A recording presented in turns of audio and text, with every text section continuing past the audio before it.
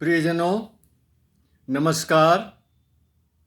मेरे फेसबुक के कुछ मित्रों ने ये आग्रह किया है कि मैं अपने जीवन और विश्वविद्यालय जीवन की कुछ रोचक घटनाओं का क्रम फिर प्रारंभ करूं। तो आज मैं आप लोगों को सन 1994 में लिए जा रहा हूं।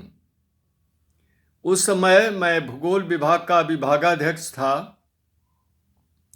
और undergraduate BA, BSc, BCom में एडमिशन की प्रक्रिया प्रारंभ हो रही थी और उसी समय अन्य पिछड़ा वर्ग के लिए आरक्षण का उत्तर प्रदेश सरकार से अध्यादेश आ गया था। अब विश्वविद्यालय का विद्यार्थी समाज दो गुटों में बटा हुआ था। सवर्ण वर्ग यानी अगड़ी जातियां और पिछड़ी जातियां, और खूब उस समय आंदोलन चल रहा था। एक वर्ग इस नियम को लागू करवाना चाहता था तो एक वर्ग इसके विरोध में था। अब कोई भी एडमिशन कमेटी का चेयरमैन होने के लिए तैयार नहीं था। उस समय एक दिन अचानक विश्वविद्यालय के कुलपति ने हमको अपने यहाँ बुलाया, अपने दफ्तर में। कहा, सविंदर सिंह, आपको अंडर ग्रेजुएट एडमिशन कमेटी का चेयरमैन पद हम देना चाहते हैं। हमने कहा, सर, वो हमारे अध्यापक भी रहे हैं, उनको पढ़ाए थे संस्कृत। हमने कहा, सर, ऐसा है कि मेरा टेम्परामेंट ये सब नहीं है। मेरा जो टेम्परामेंट है वो लिखने का, पढ़ने का, पढ़ाने का है। ये प्रशासनिक कार्यों में मेरा कोई इंटरेस्ट नहीं है। कहें, भाई, लेकिन तुम्हें ये काम करना है और ये देख रहे हो जो मौजूदा माहौल है, इसमें तुम ही एक ऐसे व्यक्ति हो जो इसे संभाल सकते हो।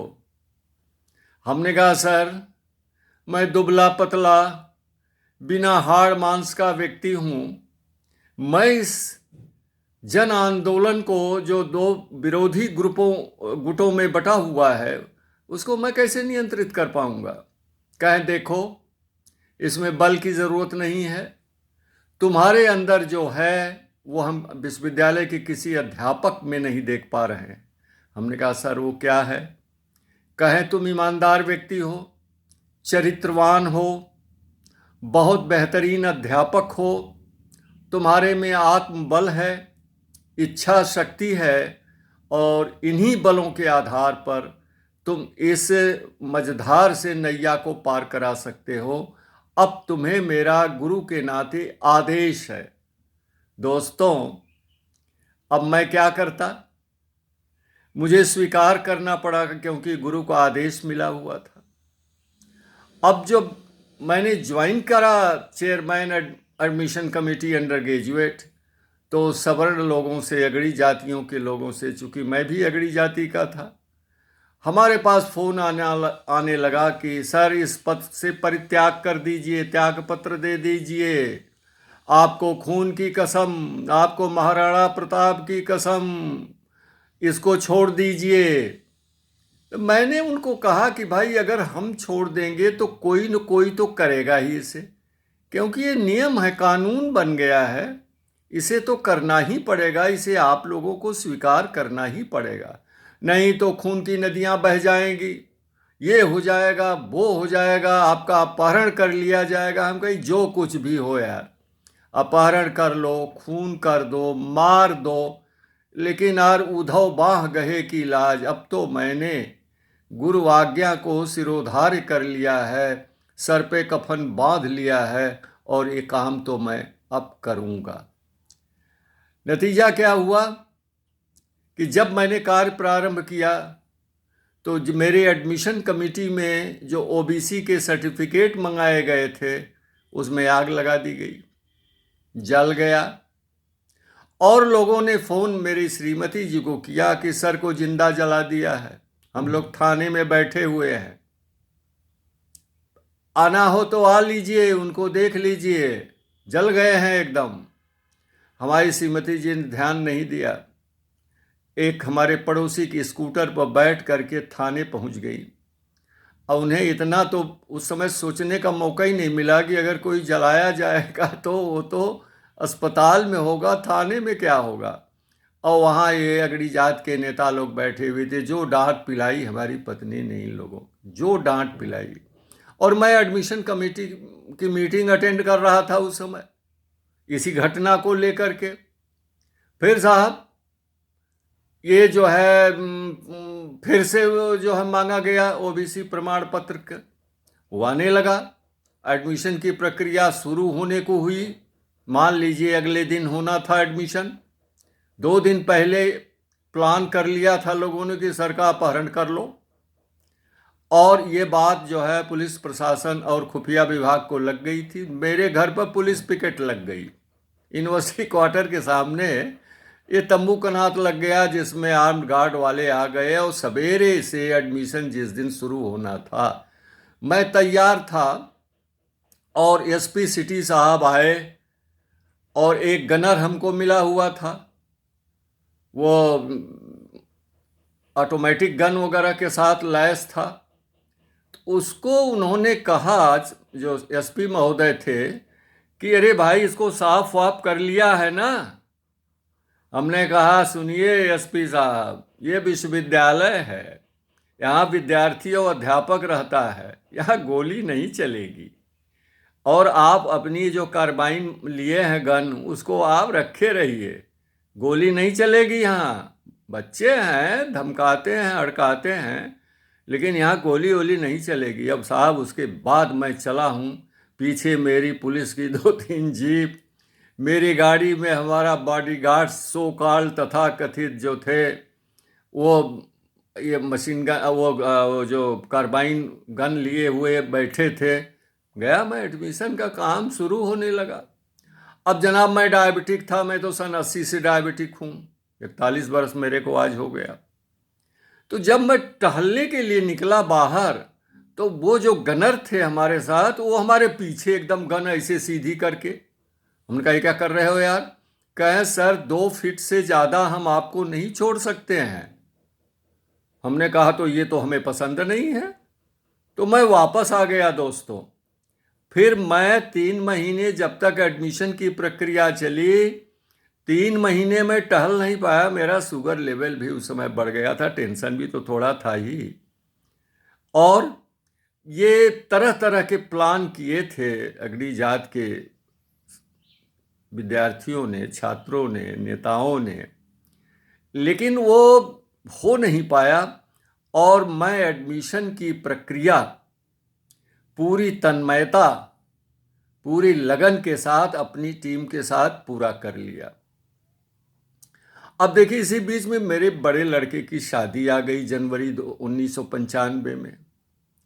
तो जब बारात जाने लगी तो वो जुबैर खान जो थे, वो हमारे गनर महोदय थे। अब कहे सर मैं भी चलूँगा। हम कहे तू क्या करने जाएगा वहाँ यार? कहे सर हम आपको 2 फीट से ज़्यादा छोड़ ही नहीं सकते। हम कहे अजीब चीज़ समस्या, हम शादी करने अपने बच्चे को बारात लेके जा रहे हैं, वो आप हमारे पीछे पीछे चलेंगे? अच्छा देखो दोस्तों, आजकल शौक होता है लोगों को पुलिस, गनर, बॉडीगार्ड लेके चलने का। हमें इसे सख्त नफरत है, क्योंकि मैं केवल अपने बल पर ही जो कुछ करना चाहता था, लेकिन नहीं माने। जिला प्रशासन का आदेश था, चल दिए साहब। अब वहाँ और तो और गजब तब हो गया, जब मंच पर हम बच्चे को, दूल्हा दुल्हन को आशीर्वाद देने गए, तो याहू जनाब पहुँच गए वहाँ। हमको उनको धकियाए, हम हटो का नहीं हट सकता, 2 फीट है, जैसे आजकल 2 गज की दूरी है ना ये कोरोना में। तो वो कहते बस वो 2 फीट रटता था, 2 फीट से ज़्यादा हम आपको नहीं छोड़ सकते जनाब। वो सब हो के सब कार्य संपन्न हो गया, एडमिशन का काम संपन्न हो गया, सब्जेक्ट चेंज का काम संपन्न हो गया। और ये जितने जो छात्र नेता थे अगड़ी जातियों के, वो सब बड़े अच्छे थे, बड़े प्रेम से। फिर जब एडमिशन की प्रक्रिया कहें तो कर ले जाएगा आदमी यार, तो डरने वाला है नहीं, और ये कोई गलती करता ही नहीं कि इसको पकड़ पाए हम लोग। बार बार फ़ोन करते थे, कहें सर कुछ तो गलती करिए ताकि हम लोगों को मौका मिले, हमारी नेतागिरी जा रही है।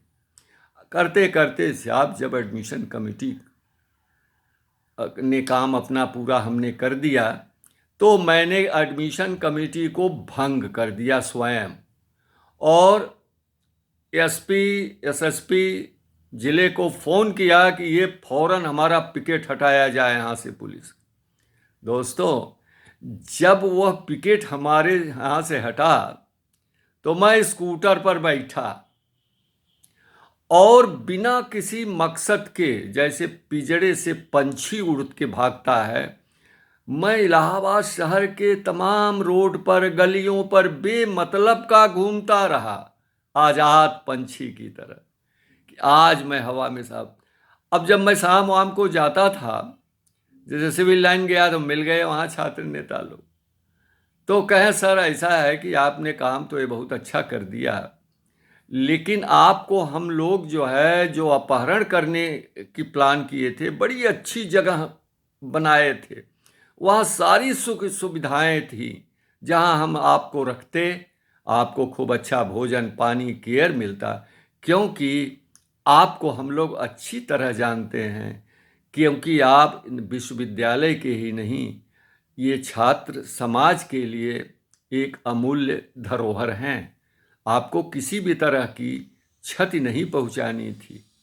और पिछड़े वर्ग के जो छात्र लोग थे वो हमको मसीहा मानने लगे, कहे सर आपने काम ये कर दिया। हम कहीं ना मैं मसीहा हूँ, ना मैं कोई बड़ी धरोहर हूँ।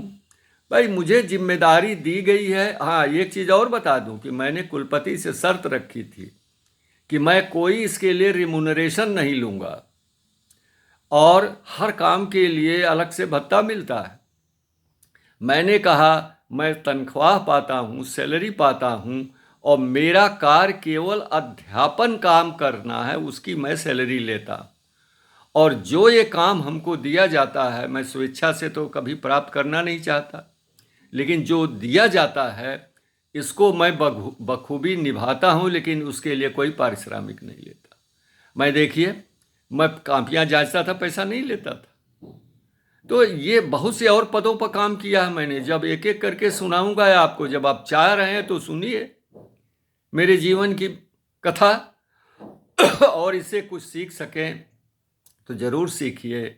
अगर किसी व्यक्ति में वो चरित्रवान है, ऊंचा चरित्र है उसका, ईमानदार है, कर्तव्यनिष्ठ है, अपने कार्यों को पूरी निष्ठा से अगर संपन्न करता है, उसे कोई हरा नहीं सकता है। इससे बड़ा कोई बल नहीं हो सकता, इससे बड़ा कोई धन नहीं हो सकता। अच्छा पढ़ाना, अच्छा व्यवहार करना, सभी विद्यार्थियों को, सभी वर्गों, जातियों, धर्मों के विद्यार्थियों को एक समान रूप से देखना, उनके साथ न्याय करना, यही सबसे बड़ी उपलब्धि होगी अगर आप हमसे कुछ भी सीखना चाहते हैं। अगली बार, ये मंगलवार को माने कल मैं पोस्ट करूंगा, और अगले मंगलवार को फिर इसी तरह की कुछ घटनाएं आपको के साथ शेयर करूंगा। नमस्कार।